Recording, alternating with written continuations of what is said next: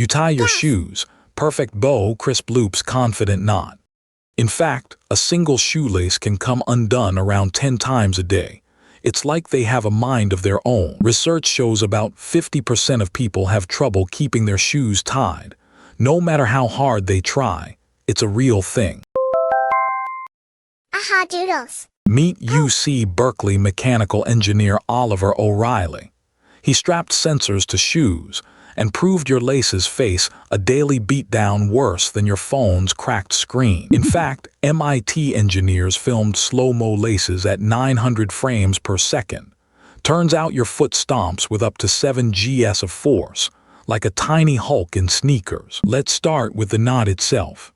That little bow. It's not just a bow. It's a carefully balanced system of tension and friction, like a tiny, wearable pulley. But here's the thing, your foot doesn't care. Every step sends a jolt, equal to about 3 times your body weight, straight through that knot. And that jolt, it's not just pushing down, it's twisting, pulling, and wiggling the lace in ways even the fanciest sailor's knot would struggle to survive. So what's actually happening in those 3 seconds between perfect knot and complete disaster? Let's zoom in way in, because the real villain isn't the knot. It's the eaglet, the stiff little tip at the end of your lace, that tiny plastic nub. It's the Achilles heel of shoelace security. Knots work on 2 things, friction and tension. Friction keeps the lace from sliding. Tension pulls it tight. But here's the catch. There are 2 ways to tie that bow. One holds, the other betrays you. Meet the granny knot. It looks fine, but it's a slip knot in disguise. Every step, it loosens just a little. Now the reef knot. Same bow, but the loops twist the opposite way. That twist locks the friction in place. So why do most of us tie the wrong one? Blame muscle memory. We learned it wrong as kids and never looked back. But here's the kicker. Even the reef knot isn't perfect. Under a microscope, every step sends tiny vibrations through the lace. Those vibrations, they are the real enemy. They nudge the knot just enough to start the unraveling. Research shows that even a small movement like walking can generate forces of up to 5 gs on your shoelaces. Every time your heel hits the ground, the force isn't just your weight, it's up to 7 times that. That jolt, it stretches the lace like a bungee cord. Then boing, it snaps back. But the knot doesn't snap with it. Now here's the sneaky part. Your leg isn't just stomping, it's swinging.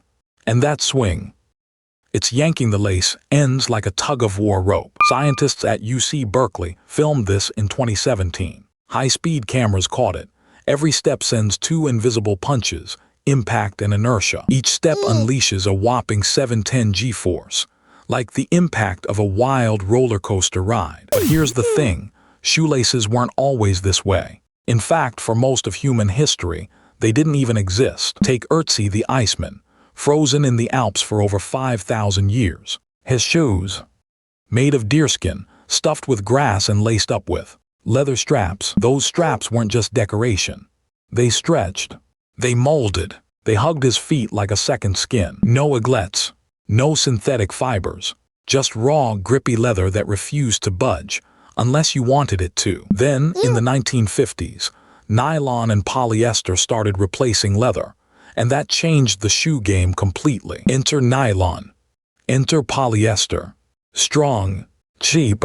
And here's the catch. Slick as a banana peel on a waxed floor. Nylon and polyester laces can reduce friction by up to 50%, making them prone to coming undone, especially with each step's impact. Each step can generate around 3-4 G-forces, which is like the force of a bumpy bike ride on your poor laces. The constant tug-of-war on laces is due to something called lace creep, a real thing studied by engineers. Brands have tried everything. Wax laces, basically shoestrings dipped in candle goop, so the fibers grip each other like best friends on a roller coaster. And then there's the self-tying shoe, Nike's Hyper Adapt, a real-life back-to-the-future moment that costs more than some used cars. Meanwhile, a clever engineer named Christopher C. Benson patented an early version of the elastic lace lock in 1991. Surgeons use it. Soldiers use it. Even competitive shoelace tying champions use it. Why? Because it's the fastest knot in the world, under 1 second, and it never comes undone. No wax, no elastic, no $720 shoes, just a knot that outsmarts physics. And yeah, it's about to change your life. Meet Cliff Ashley, the guy who wrote a 600-page book on knots in 1944. In 2019, NASA funded a wild experiment. Scientists at UC Berkeley sent knots to the International Space Station to see how they'd behave in zero gravity. On Earth, gravity pulls your laces downward, keeping tension on the knot. But in space, no gravity means no steady pull. Instead, tiny forces, like the astronaut's movement or even the station's vibrations, jostle the laces. No big tugs, just constant little shakes. NASA's own experiments showed that even a tiny 0.1 vibration can unravel a knot over time. Talk about a slow-motion sneaky move. The experiment found that in space, even the most secure knots could unravel without warning. No tripping, no stomping, just physics being a jerk. The U.S. military alone loses around 600 man-hours daily to knot tying and retying. That's a lot of time not spent on actual missions. But here's the thing, shoelaces aren't just annoying. Sometimes they're dangerous. It's a wonder shoelaces stay tied at all, considering the 100–200 pounds of pressure they endure with each step. Each step is like a mini earthquake for your laces. No wonder they fail, like a weak Wi-Fi signal dropping calls. In fact, a study by the American Academy of Orthopedic Surgeons found that over 40,000 people visit the ER each year due to tripping on their own feet. And in 2012, Nike got a taste of knot karma when a class-action lawsuit named Garcia v. Nike spotlighted their hyperfuse laces.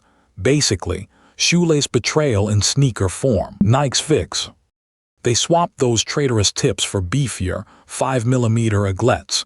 Basically, giving the laces tiny armor so they'd stop ghosting us like a bad Tinder date. Turns out, UC Berkeley engineers clocked the average bow untying in just 14 steps, faster than you can say Siri, tie my shoes. But Olympic marathoner Eliud Kipchoge swears by a double-looped surgeon's knot.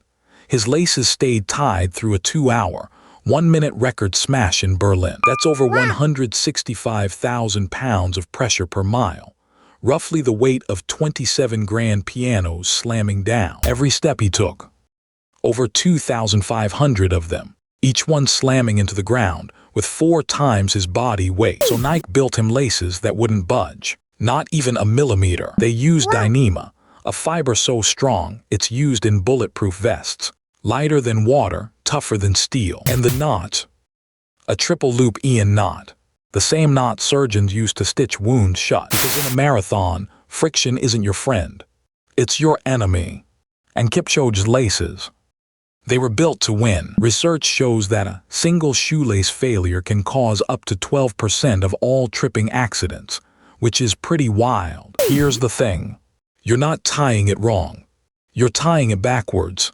Most of us learn a granny knot, left over right, then left over right again. It looks neat, but it's lopsided.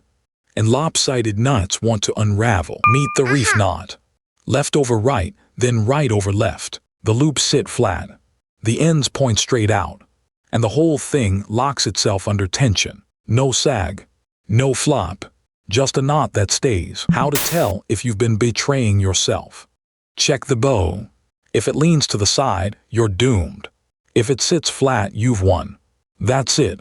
One tiny switch in the order of your loops. The secret's in the bunny ear method, popularized by shoe tying guru Ian Fegan, aka Professor Shoelace. Ian's technique is so effective, it's been translated into 18 languages, because who doesn't hate retied shoes? Turns out, NASA even tested Ian's knot on the International Space Station, because floating shoelaces in 0 G, total cosmic chaos,